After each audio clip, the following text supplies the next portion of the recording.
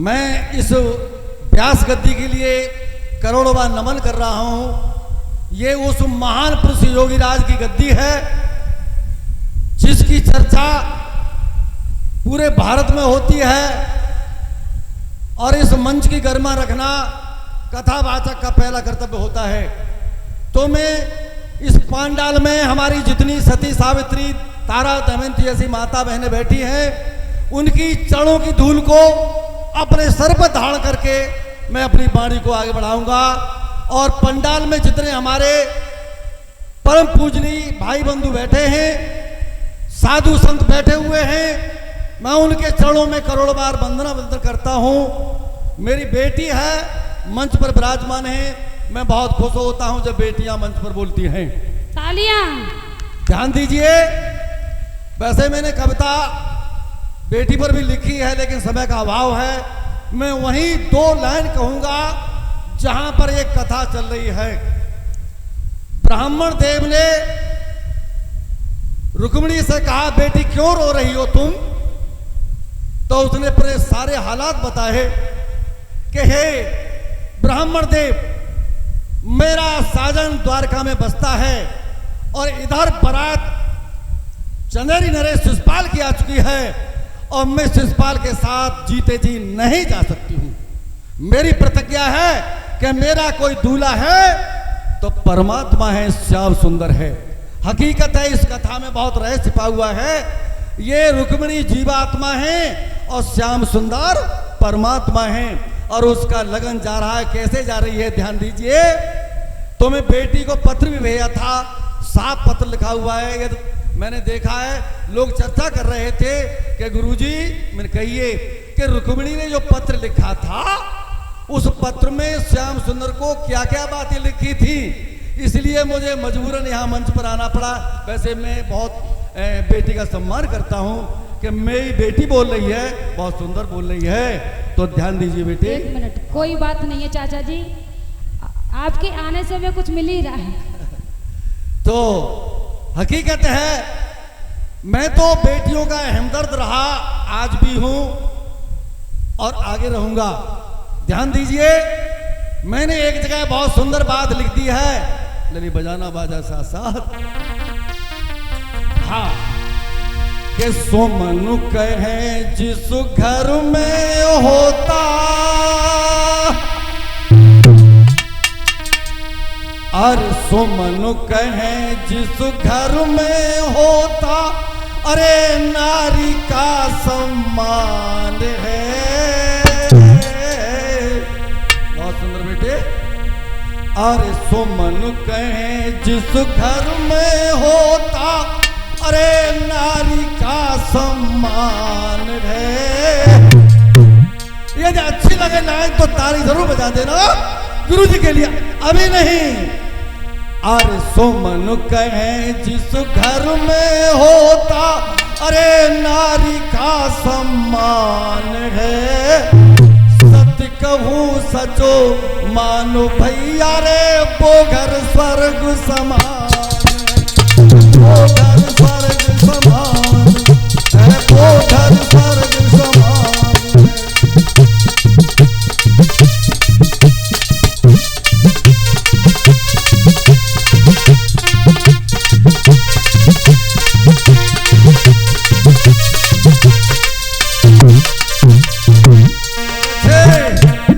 और देखिए भारत का इतिहास पढ़ो, भारत के इतिहास में सब कुछ लिखा है।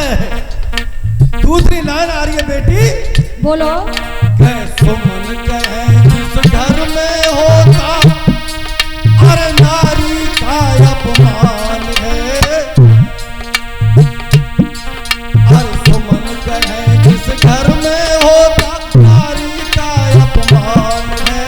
सत्य कहूँ सच मानो भैया, घर ना घर शमशान है।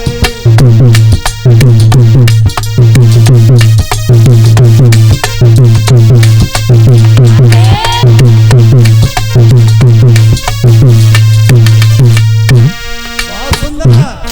हकीकत है जब जब मंच पे पहुंचता हूं मैं तो मेरे बेटा बेटी बड़े सहयोग करते हैं। अब मैं वहीं चल रहा हूं जहां पर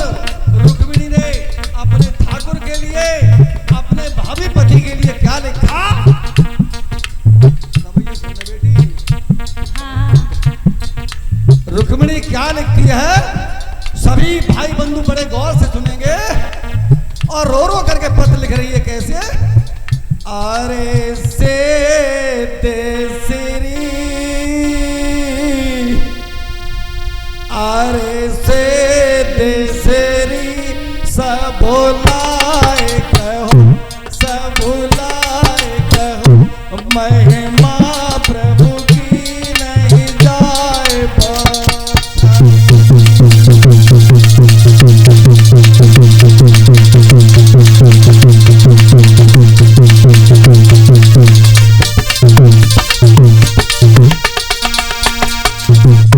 हे ठाकुर, तेरी महिमा में कहां तक है प्रभु? तेरी महिमा मेरे सामर्थ्य से बाहर है।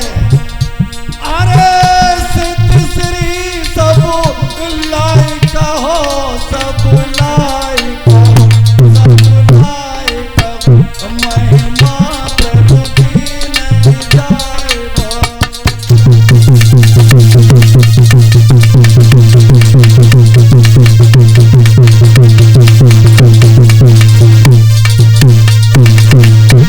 और अरे प्रभु के पद पंकजो शीस झुके, मेरो शीस झुके, मेरो शीस झुके, कोट कभी नर जोर झुके।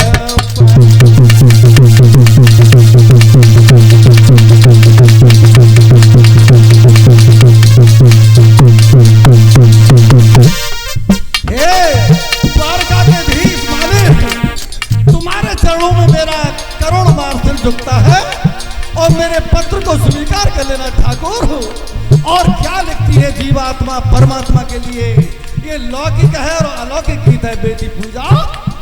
अरे कोई भूल बले तो क्षमा करियो रे, क्षमा करियो रे, क्षमा करियो, श्याम सुजाने दासिया।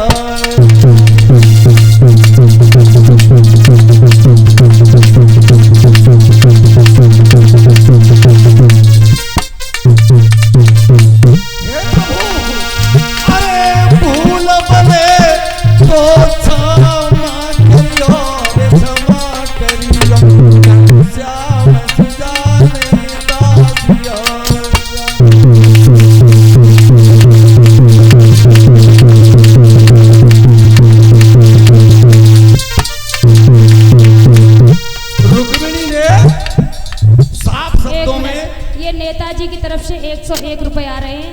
भगवान कन्हैया की मनोकामना पूर्ण करे। बोलो चाचा जी। ध्यान दें, हे राजा परीक्षित, तुम्हारे वंश की कथा चल रही है। और कैसे?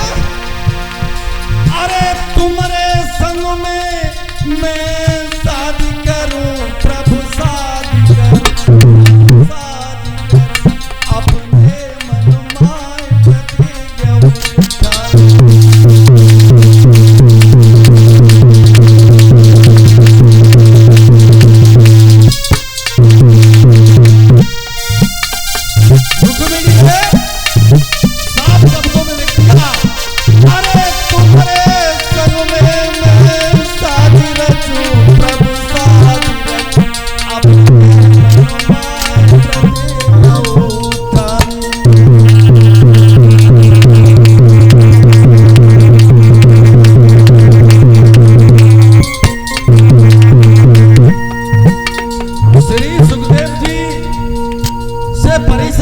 बोले कि प्रभु पत्र तो बहुत सुंदर लिखा हुआ है और रुक्मिणी ने के शब्द जो है हृदय को चूम रहे हैं और मुझे आनंद ही नहीं। हे भगवान, सुन करके परमानंद मिल रहा है। सुखदेव मुस्कुरा गए कि राजा तुम उच्चकोट के श्रोता हो, मुझे विश्वास है कि तुम्हारा मोक्ष अवश्य ही हो जाएगा। सुखदेव जी से परिषद बोले महाराज कुछ और लिखा? क्या और लिखा? सुनिए ध्यान से। अरे मेरे तन मनो प्राण लो छावर रे छावर छावर सौंप दई रे तुमको अजलो।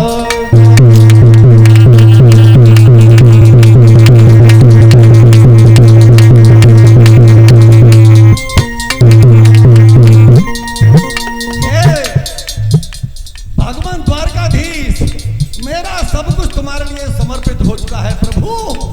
अरे मेरे तनु मनो प्राणनो छावर रेनु छावर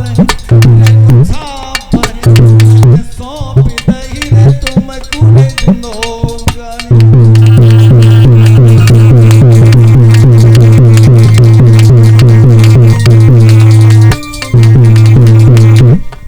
और पूजा बेटी विशेष बात गुरुजी ने क्या लिख डाला, अरे नहीं जीवनो नाथ तुम्हारे बिना रे तुम्हारे बहुत सुंदर।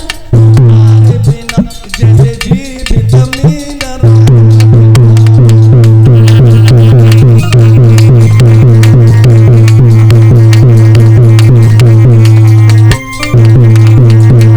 और साफ शब्दों में चलते चलते रुक्मिणी लिख गई, जो अभी हमारी बेटी बता रही थी कि शिशुपाल रुकुम का साला आ गया था, तो वो शब्द साफ लिख दिए थे, अरे शिशुपाल के संग में शादी कर मेरी शादी कर मेरी शादी कर रुक्मी बड़ा भैया मेरे मन।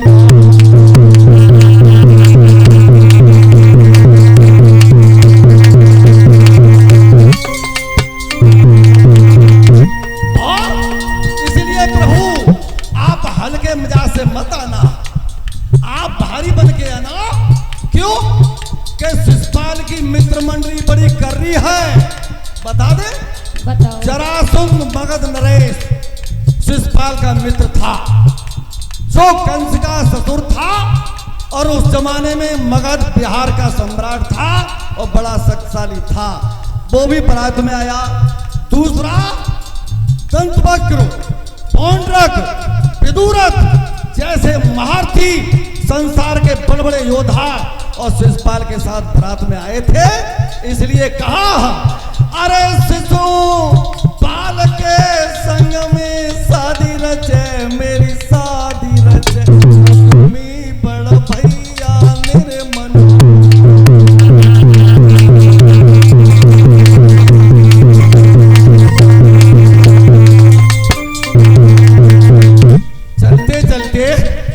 और एक लाइन गुरुजी और लिख रहे हैं, अरे स्वीकारो सुमन बिनती करके मेरो हाथ गहो जग जीवन दान।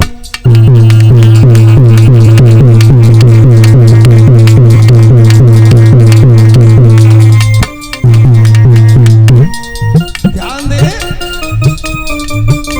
बहुत अच्छे।